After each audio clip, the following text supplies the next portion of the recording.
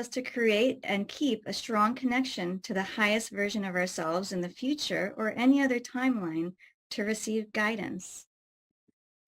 It can, to some degree, be used that way because your higher mind is connected to all those probabilities, and information can come through the higher mind and through the silver cord to your physical personality with that information. So yes, it can be used that way if you focus that way. Can you provide us with permission slips to use the silver cord for lucid dreaming? Again, the idea is that the silver cord is the energy connection between the physical and the higher mind. Therefore, you could perhaps imagine allowing your energy, your consciousness to rise up the silver cord, but stop about halfway in whatever way that appears to be natural to you between your physical and higher mind, and allow the stopping of your energy and your consciousness halfway between the physical and non-physical to grow and expand into the idea of the astral realm. And that permission slip, if you focus on it and meditate on it, can assist in the idea of lucid dreaming. Thank you. Are we connected to each other with silver cords? You are connected to each other with an energy net.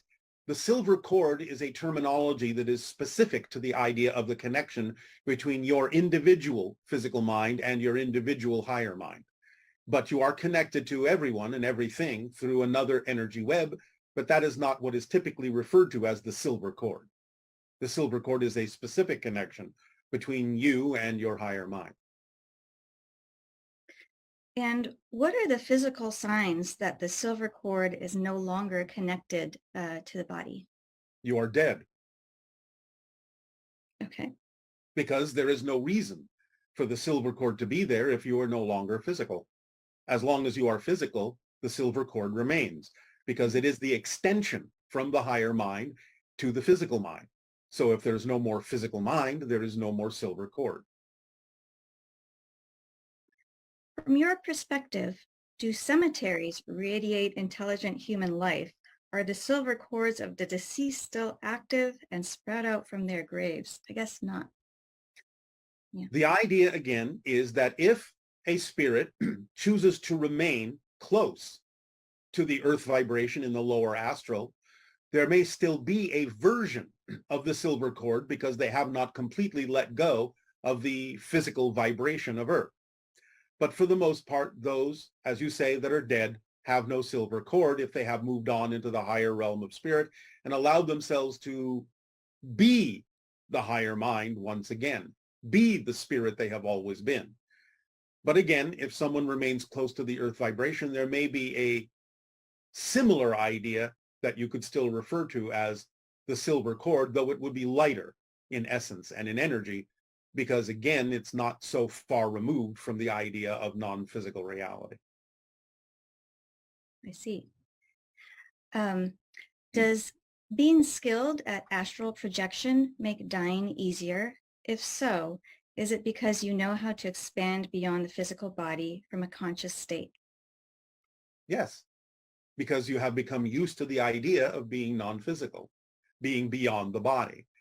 Therefore, the transition from physical to non-physical is something that becomes familiar to you through astral projection, out-of-body travel.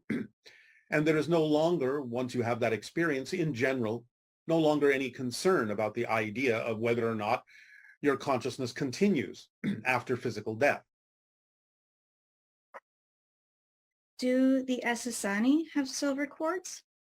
Everything that is physical has a type of energy connection to their spiritual self. So in general, yes. Although again, we are quasi-physical and therefore the silver cord again may not be, shall we say, as dense as the silver cords of physical humans on Earth. And what happens to your physical body when you die, meaning the Essassani body? Do you bury your bodies on the planet or like we do on Earth? No, our bodies convert completely back into energy, into electromagnetic spiritual energy. Nothing is left.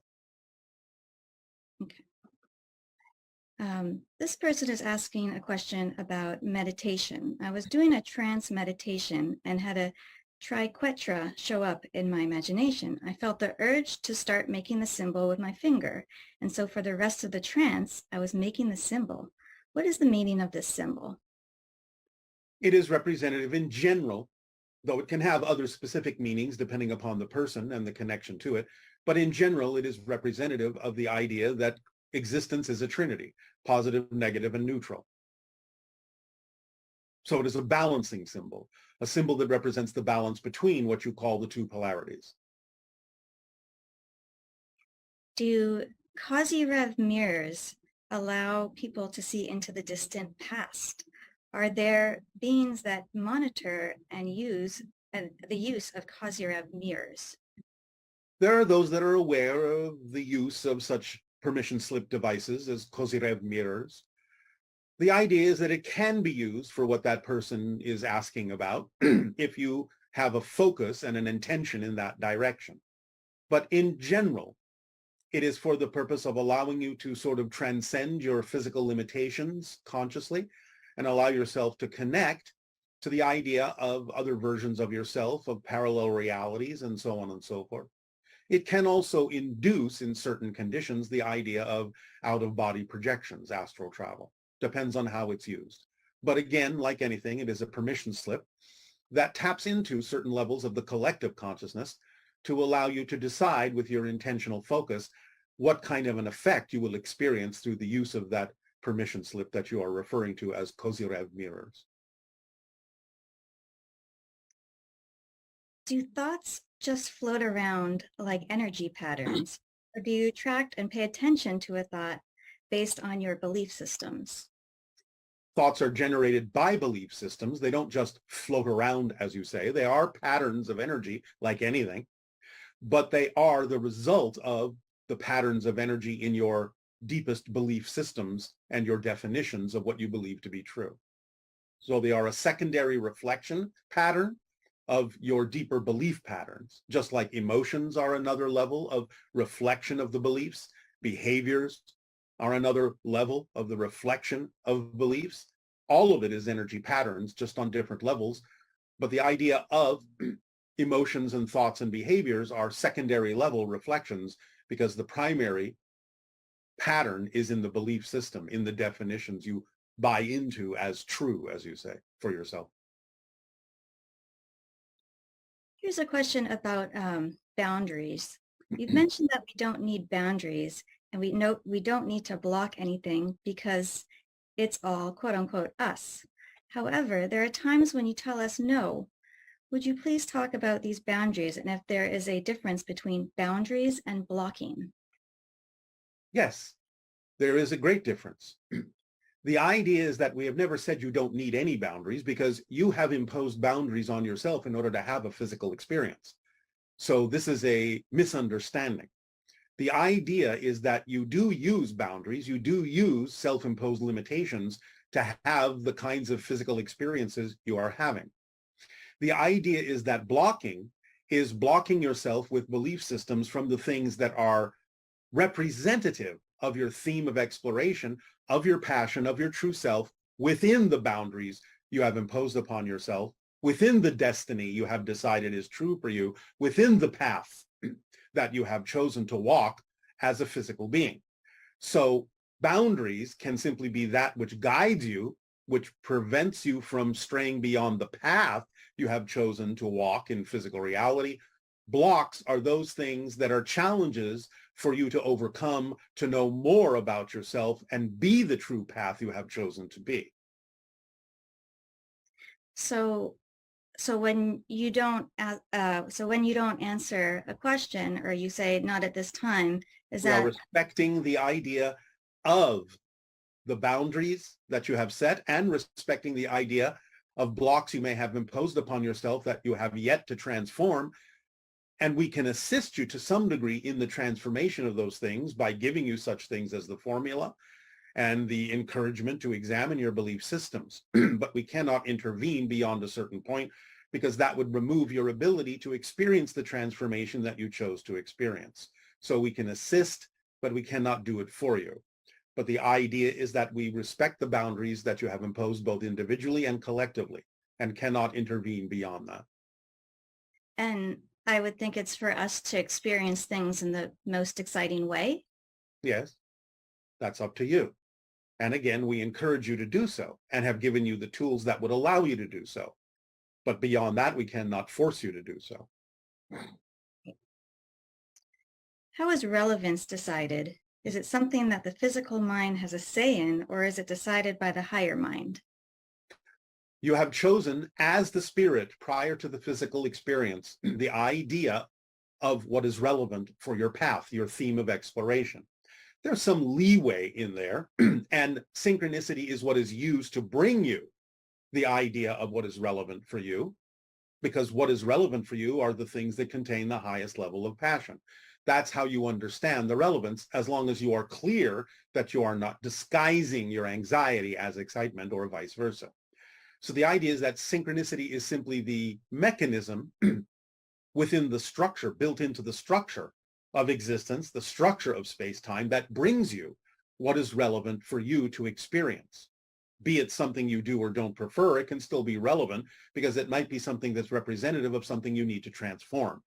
And that can be relevant for your journey. So most of what we experience is relevant for our journey, if not everything. The experience of it manifesting in your reality is relevant. It doesn't necessarily mean that the manifestation of it beyond that point is relevant.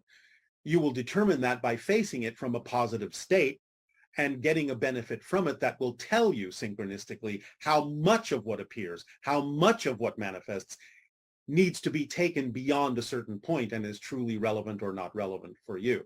Remember, as we have said, this is why there's no insistence on how things come to you and what they mean. Let them show you what they mean. Let them play out to the degree they need to play out. But the idea of insisting that it go beyond a certain point or that it means a certain thing according to your society may not necessarily be completely relevant for you. So the idea is to let the circumstance show you what is relevant synchronistically and let the rest of it go. Because sometimes the form in which your excitement comes doesn't mean that thing has to come to fruition. It just may be what gets you to move so that you will wind up where you need to be, so that what really needs to happen that is relevant for you can happen more easily, because you've now placed yourself in a position of receiving it more fluently, more fluidly, more allowingly. Mm-hmm. This person asks, he says, I'm curious about beauty. What does beauty mean to you? Is there a concept of beauty in energetic signatures? Yes, that which is in its patterns and expressions aligned with the idea of existence itself. That to us is beauty.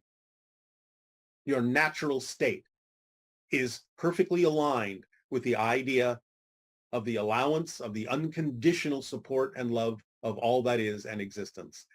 And that is beauty. Now, all of it, in a sense, can be said to be beautiful depending upon how you use what is given to you, what you attract. Because even the idea of the exploration of negativity can be beautiful in its results, in its acceptance, in its understanding, in its usage. But the idea ultimately, in the way that it is typically meant on your planet, is that which is aligned with the flow of existence itself. That is considered to be beauty. When we're looking at things that are beautiful, what comes to mind is the ratio, the pi ratio. Physically speaking, yes, because that's representative of a certain pattern that is aligned with the natural structure of physical existence. Mm. So it's still about the idea of falling into alignment with the structure of existence, whatever level that structure is being expressed on, whether physical or non-physical or extra-dimensional. It's representing a reflection of the ratios and proportions that are in alignment with the vibration of existence itself. You call them golden proportions, golden ratios in physical reality. Are there any places on Earth that you think are very beautiful? All of it is very beautiful. It is. Okay. Again, that doesn't mean all of it is aligned at the moment, but from our perspective, all of it has the potential for alignment. All of it, in that sense, is a chosen challenge to transform darkness into light. But even darkness can be beautiful. So again, some of it is subjective, depending upon the theme you are exploring. Some of it can be said to be somewhat objective, but you have to understand what level you're asking about when you talk about what's beautiful, because it depends upon the experience of the thing and how it's used that determines in a lot of ways its essence or beauty.